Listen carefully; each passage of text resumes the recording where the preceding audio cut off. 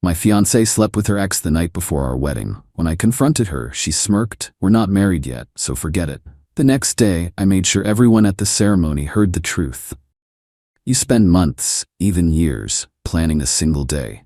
You obsess over the color of the napkins, the font on the invitations, the flavor of the cake. You do it because you believe that day is the start of the rest of your life. You believe it is a foundation. What you never plan for is discovering that the foundation is rotten through, just hours before you're supposed to build your life on it. My name is David, and yesterday was supposed to be my wedding day. I'm a pretty straightforward guy. I run a business restoring classic cars. It is a passion I turned into a living. I deal with things I can see and touch: metal, leather, engines. I understand how things work. If a part is broken, you replace it. If the frame is bent, you straighten it. I thought relationships were the same. You find a problem, you fix it. You communicate, you work together. My relationship with my fiancée Emily seemed like a perfectly restored machine. We had been together for 3 years. We were partners. We split our finances. We made decisions together. We argued sometimes, but we always found a way back to center. I was not a guy who paid for everything or ignored problems. We were a team. Or so I thought. Her ex-boyfriend, a guy named Greg, was the one piece that never quite fit. He was always on the edges of our life. A text on her birthday, a comment on her social media. She always told me it was nothing, that they had a long history and were just friends. She said he was a closed chapter. I am a man who values trust above all else, so I believed her. That was my mistake. The night before our wedding, we followed tradition and spent the night apart. She went for a quiet night with her bridesmaids. I stayed at our house with my best man, my brother Mike. I was not nervous. I was excited. I was ready. Around 2 in the morning, I woke up to a text. It was from Megan, one of Emily's bridesmaids and the wife of one of my good friends. The text was short and cryptic. I am so sorry, Dave. I cannot be a part of this. I have gone home. Check the location tag on the photo Emily's sister just posted. My heart started pounding.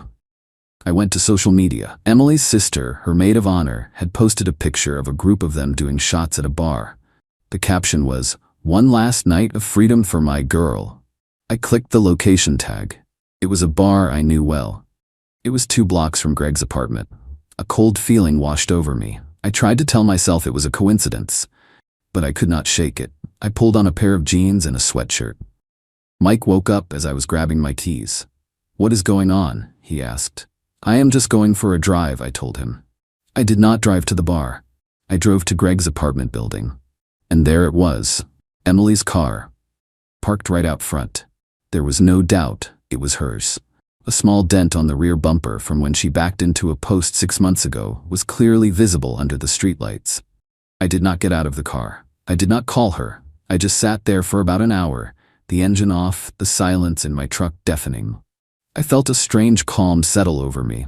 It was the same feeling I get when I find a hidden patch of rust on a classic car.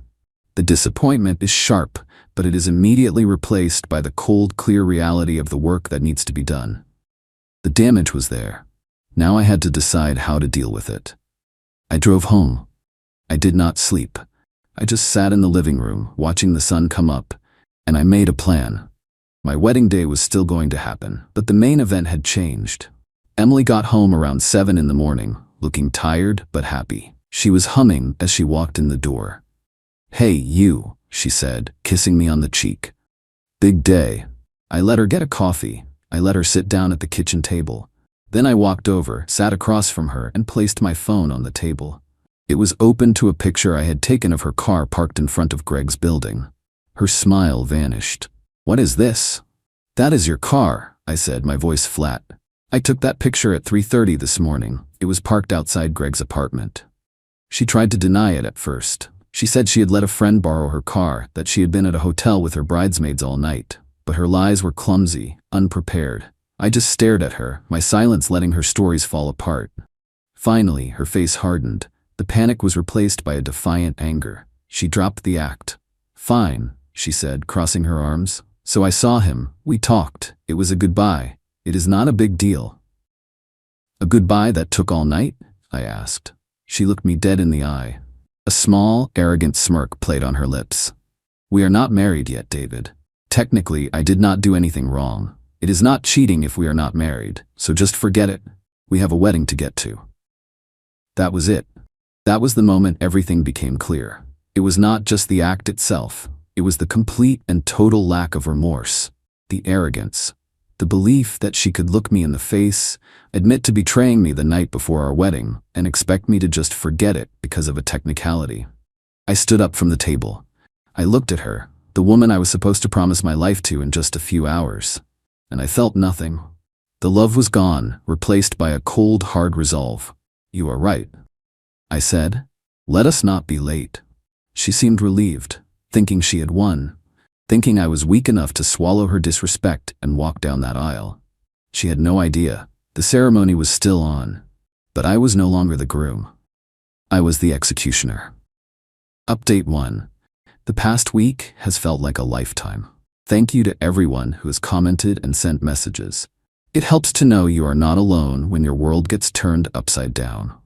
A lot of you have asked for the details of what happened at the ceremony. It was not an explosion. It was a controlled demolition. After Emily left to go get ready with her bridesmaids, my plan went into motion. The first call I made was to the wedding venue. I spoke to the event coordinator and told her there was a slight change to the reception schedule.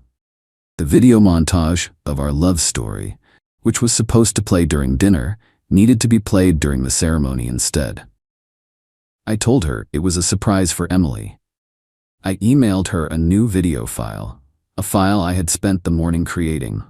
The original video was a sappy collection of photos from our 3 years together. The new one was different. It started with the picture of her car outside Greg's apartment. Then it showed a series of screenshots. After I got home that morning, I had done some digging. I logged into our shared phone account. It turned out her texts to Greg had been going on for months. They were not just friendly, they were detailed, graphic, and full of plans for their future. A future that did not include me. She was planning on leaving me after the wedding. No, after our finances were legally combined, and after my name was on the deed to the house she was supposed to move into with me. The house my parents had given us as a wedding gift. The texts made it all clear. This was not a last-minute mistake. It was a long-term plan. I put the most damning texts into the video, set to the same romantic music as our original montage.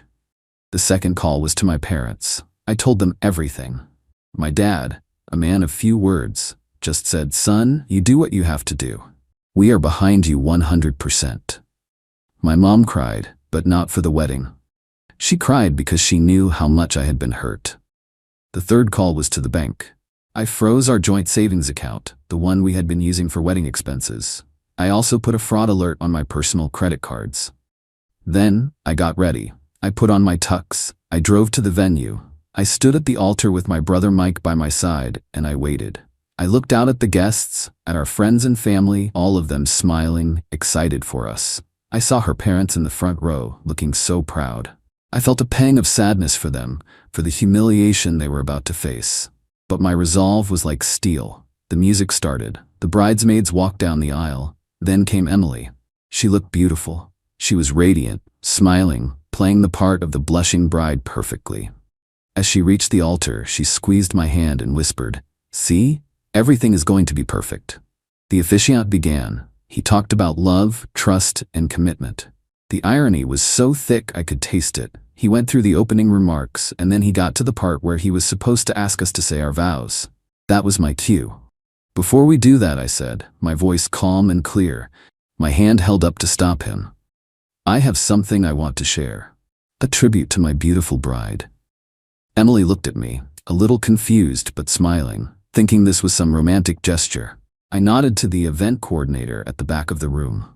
The lights dimmed, and the large screen above the altar, the one that was supposed to show our smiling faces, flickered to life. The first image that appeared was her car. In the quiet church, a few people gasped.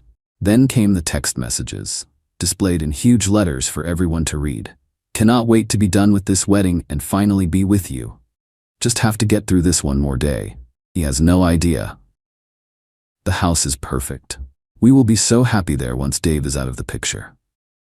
The room was completely silent. The romantic music swelled as messages detailing her night with Greg and their plans to take my assets scrolled across the screen.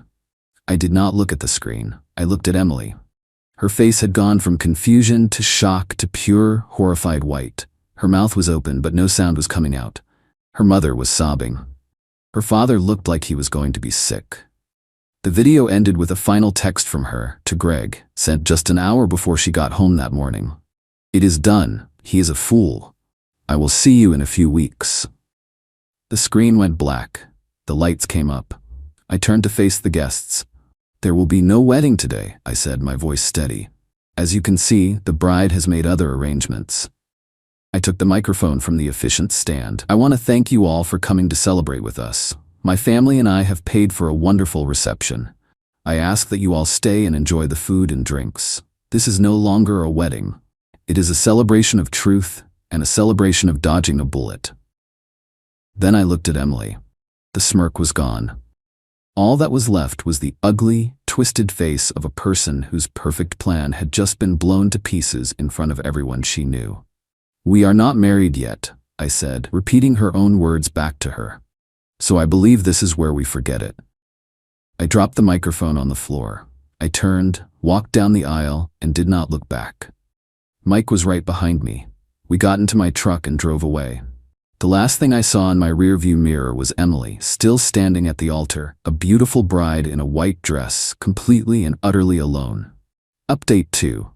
It has been a month since the wedding that never was. I spent the first 2 weeks off the grid. Mike and I took the non-refundable honeymoon trip to Hawaii. It felt strange at first, but it was exactly what I needed. Sun, surf, and zero contact with the life I had just detonated. My phone was off the entire time. When I finally turned it back on, it was like opening a floodgate. Hundreds of messages, missed calls, voicemails. The initial wave was from friends and family, all offering support.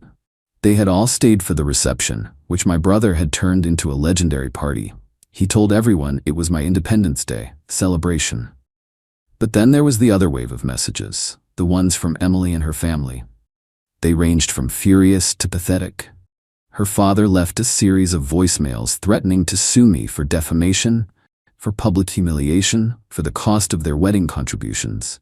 He called me every name in the book. Her sister sent long, rambling texts about how I had ruined Emily's life, how she was a good person who had made a mistake, and how I was a monster for doing what I did. And then there were the messages from Emily herself. They were a journey. The first few were full of rage. She called me a psycho, said I had planned the whole thing to destroy her. Then they shifted to bargaining. She said we could still fix it, that she would go to therapy, that she would cut Greg out of her life forever. The last few messages, sent in the middle of the night, were just single words. "Please, sorry, talk to me." I did not respond to any of them. Instead, I had my lawyer do the talking. My lawyer, a woman who specializes in messy breakups, sent a single comprehensive letter to Emily's father. The letter stated a few simple facts. 1. There would be no lawsuit for defamation, because everything I had shown was the verifiable truth, and I had the digital records to prove it. 2. I was not responsible for their emotional distress, as it was a direct result of their daughter's actions. 3. And this was the best part. The letter included a detailed invoice. It was for all the wedding expenses that my family and I had covered. We had paid for the venue, the catering, the band, the flowers. Her family had only covered the cost of her dress and the rehearsal dinner. The contract we had all signed with the venue had a clause stating that, in the event of a cancellation due to the fault of one party, that party was responsible for all non-refundable costs. My lawyer argued, quite convincingly, that a bride sleeping with her ex-boyfriend the night before the wedding constituted fault. The invoice was for a little over $50,000. The letter concluded by stating that if they pursued any legal action against me, I would immediately file a counterclaim for that amount, plus my legal fees. And as a final note, my lawyer mentioned that we had evidence of a conspiracy to commit fraud based on the text messages where Emily and Greg discussed their plan to take my assets after the marriage. We made it clear that if they pushed this, we would pursue that as well. The threats stopped immediately. The fallout in their personal lives has been catastrophic. I have heard from mutual friends that Emily has become a social pariah. The public nature of the humiliation was something she could not spin or deny. Everyone saw the proof. Her bridesmaids, except for her sister and the one who warned me, have all cut ties with her. She had to quit her job because the gossip was relentless. Greg, the ex-boyfriend, did not escape either. It turns out he had a live-in girlfriend of his own, a woman who had no idea he was still entangled with Emily. One of the guests at the wedding knew her and, feeling a sense of righteous anger, sent her the video of the ceremony. His life, I am told, has also been blown apart. He is now single and has a reputation as a cheater. The house my parents had given us is the final piece of the puzzle. The deed was in my name and my parents' names to be transferred fully to me and Emily after the wedding. Since the wedding never happened, the transfer never happened. My parents and I are in the process of selling it. Emily has no legal claim to it whatsoever. The dream house she was planning to live in with Greg, funded by me, is now just another thing she has lost. She has tried to reach me through other people.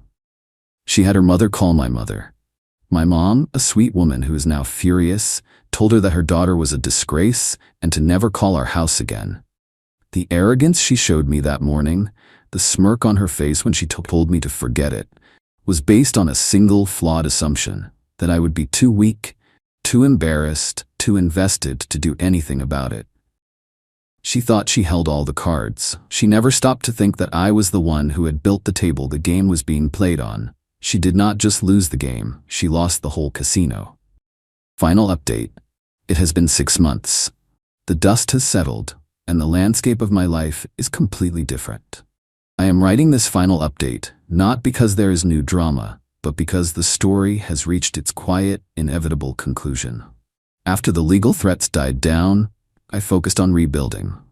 I sold the house my parents had gifted us, and with their blessing, I used the money to expand my classic car business. I poured my energy into something I loved, something real and tangible. The work has been therapeutic.